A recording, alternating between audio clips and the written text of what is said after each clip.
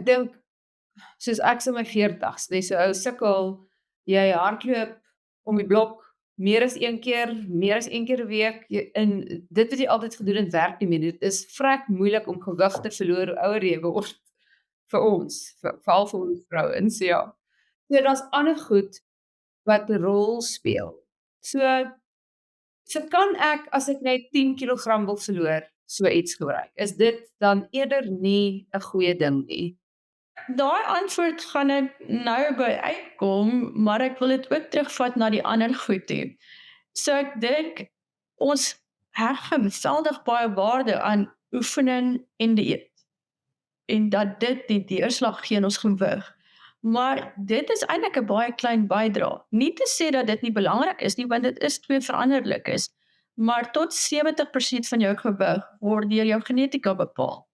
En dan is daar 'n groot bydrae van ander wat ons na verwys as epigenetiese faktore. Goed soos die fase van jou lewe, puberteit, swangerskap, menopause, slaapprobleme, gemoedsprobleme, ander medikasie, ander siektes en veral in die psigiatrie spektrum van medikasie is dit 'n algemene probleem dat baie van die medikasie lei tot geweldige gewigstoename. So daar's 'n geweldige groot invloed van ander faktore wat eintlik almal baie swaarder weeg in hierdie hele effek as net oefen en dieet. En tog is dit die twee goed waarna ons almal altyd gryp. Waarskynlik omdat dit die twee goed is wat jy half beheer oor het en iets aan kan doen op jou eie. Maar dis amper asof ons dit beskou as die enigste goed wat 'n invloed het en dan voel ons so gefrustreerd as dit nie werk nie en ons nie resultate sien nie, maar daar's baie ander goed. En dit is hoekom ons partykeer moet gaan kyk na die ander goed. Miskien moet jy van hulle ook aanspreek om meer sukses te kry.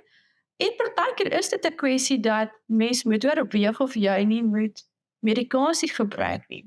Maar ons moet baie mooi gaan kyk na dit. So as ons sê dit gaan vreemd klink om te sê partykeer moet ons eerder niks doen aan daai 10 kilos nie.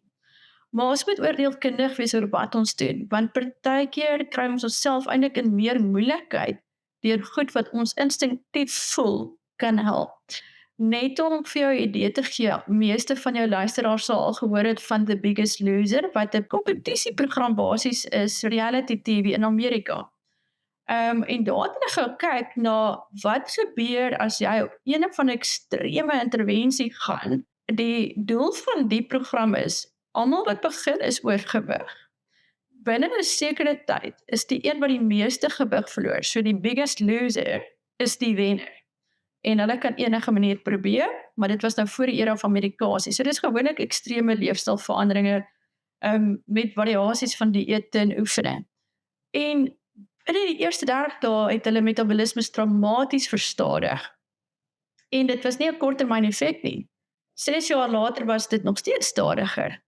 So 'n mens moet versigtig wees om iets te begin wat eintlik in die langtermyn vir jou slegter is